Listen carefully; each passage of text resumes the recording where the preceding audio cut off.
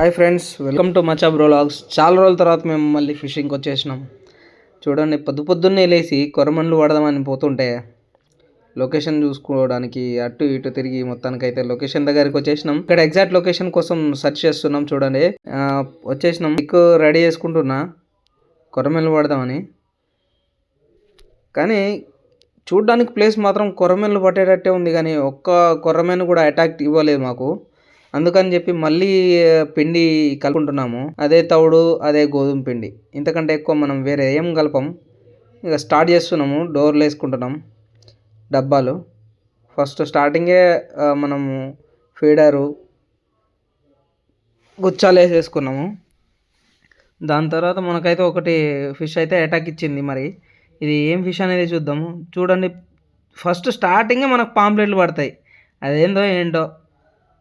సరే అని చెప్పి దీన్ని తీసుకొని ఫస్ట్ దొరికిన ఫిష్ని మనం పడేయొద్దు కాబట్టి ఉంచుకుందాం.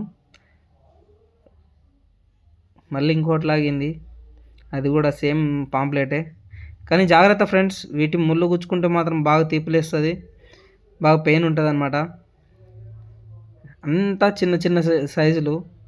ఈ పాంప్లెట్లు తినాలన్న నాకు ఇష్టం ఉండదు, ఎందుకంటే వీటి పులుసు టేస్ట్ ఉండదు, కానీ ఫ్రై అయితే టేస్ట్ ఉంటుంది. నేను కూడా తిన్నా, మా ఫ్రెండ్కి బాగా ఇష్టం వీటి ఫ్రై, అందుకని చెప్పి పడుతున్నాము.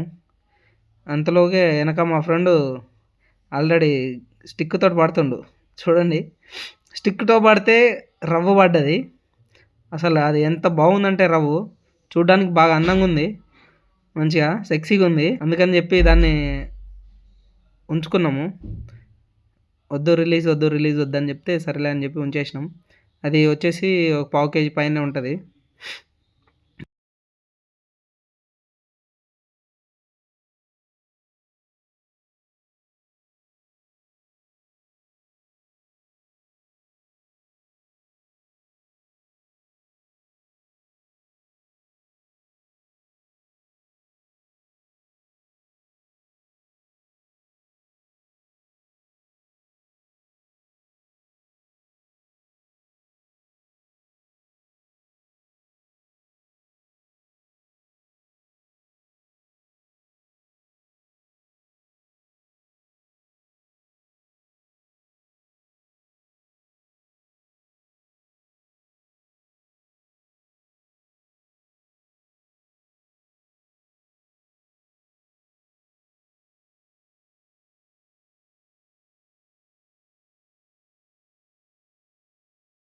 అనుకుంటున్నాను.